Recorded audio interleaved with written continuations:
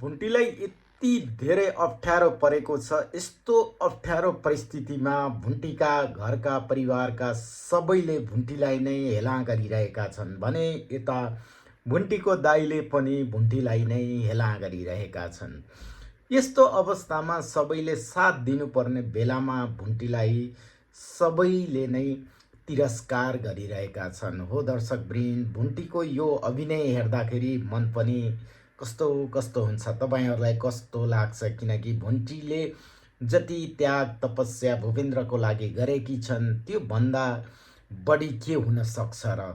आफ्नो पतिको लागि त्यति धेरै माया गर्ने भुन्टीको अवस्था देख्दा हामीलाई पनि अर्कै लाग्छ। तपाईँहरूलाई के लाग्छ?